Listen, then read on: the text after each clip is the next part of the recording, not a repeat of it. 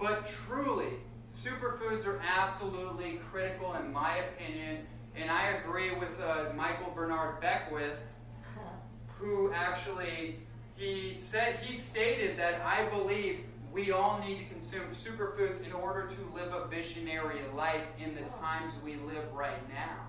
That's a direct quote from Michael Beckwith. I have to agree. As someone that's really intimately involved in the raw food, natural nutrition world, this becomes a subject of controversy. And because sometimes the old ideas of the way we were living in the 1940s, 1950s, when we had a different agriculture, we had a different reality altogether. We could grow our food right there, and it was food in its natural form, right? We didn't have all the stresses, all the electromagnetic stresses, all the disconnection from the Earth's magnetic energy. We didn't have all the chemtrails and the radioactive debris that's been blown out. And we're all breathing it in. There's no doubt about that. So we need an insurance policy, right? That's where I'm at, because for me, for 24 years, I was subject to the most heinous food experiment known to man. Right? Which is just like what we call like, hey, it's just the standard American diet. Like, that's normal. Well, I understand what I've done to my body. And I have to give the body an incredible amount of credit to be able to sustain someone like me with all my energy. It's like, I don't know how my body, and as an athlete, I've put my body through insane amount of abuse. And it's still going. It's amazing to me. But now I realize the potential. It's like, okay, I can offset all the obstructions that I've caused myself. And the superfoods piece is our insurance policy, right? When we get into raw food, it's really like it's just food, right? Our macronutrients, like we're going to get our protein, our fats, our carbohydrates, sugars, that kind of ideal, and figuring out where we want to fall in that range, mostly raw, whatever works for us, right? Then superfoods is the insurance policy, where we're actually setting in a policy to ensure our health in the case of something unforeseen, right? Like, why would you get an insurance policy on anything? Like, if you own a business, for example, why do you get an insurance policy? In case something goes wrong. Is that a possibility in our world, that something might go wrong? Yeah. Right? You don't get an insurance policy on your business because your employee peed on the toilet seat, right? You get it because if a typhoon or an earthquake erupts and destroys your building, you're not off in the dust. Right? You have a policy set in place so at least you can rebound. Because the truth is, we're all going to experience stress. And that's what this is all about. Okay? That's what Superfoods is all about, is to offset the massive stress and the oxidation that we've caused ourselves.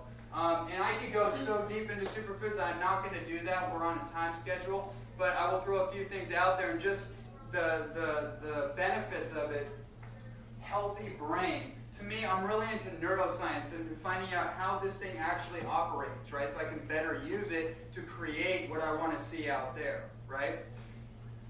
There's something called, in superfoods, basically what superfoods are, so we're all on the same page, is that these are unique foods that have been identified throughout the world in different cultures, like Egypt, the great aloe vera plant. Anyone heard of aloe vera?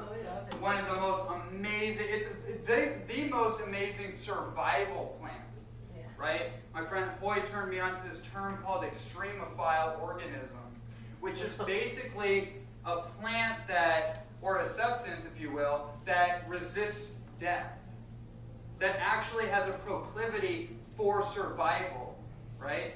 That can continue to whatever struggles it goes through. It's like, nope. So you cut it in half. It's like, nope, you're not seeing the end of me. Well, that's a part of the doctrine of signatures. If a plant has that kind of behavior in nature, what do you think it might be doing with you, right? You think it might stimulate some survival behaviors within the human ecosystem, if you will, the internal terrain. That's what aloe vera does. It actually coats our epithelial cells that are basically helping construct our skin cells, the outer lining of our digestive system. and starts to really create an immunological response, basically fortifying your immune system, okay?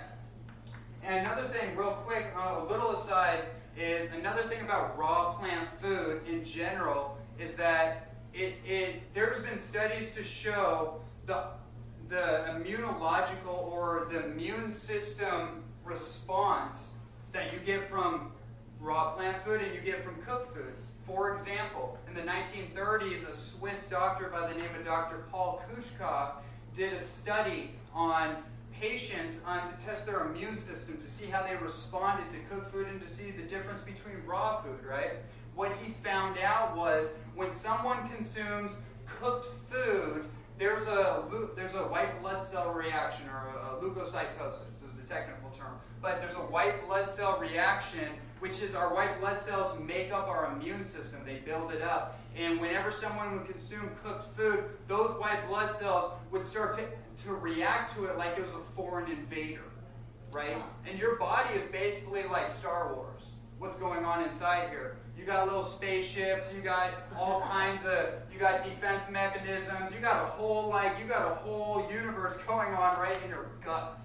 And your immune system is the force, basically. It's fortifying your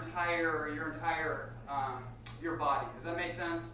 Okay, so what he found out was when someone consumes raw, see, the idea was, okay, if that's what happens when you consume cooked food, that must be just what happens in the body when you consume food. That must just be like a byproduct of eating food, and eventually your body just like breaks down. Well, what he found out was when someone consumes raw living plant food, there was no white blood cell response. The body was like, oh, okay. As long as it was organic, or did he use something? Well, he didn't. Organic? This is in the 1930s, So I don't think that was really an issue. The DNA connects. Right, exactly, yeah.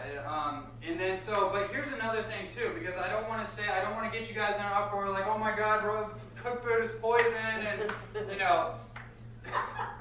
no stress. Stress actually activates the white blood cell reaction. But what he found out was really interesting. If somebody consumes at least 51% raw plant food in proportion to their cooked food, they're going to offset that immunological response. So what I'm saying is, if you consume a high raw plant diet, you're in good territory. And that's ultimately what I'm trying to get across to people, is if we just consume more raw food, a little less cooked food, and you start to actually identify, like, okay, if I want to eat cooked food, which cooked foods do I want? You become more discerning about it.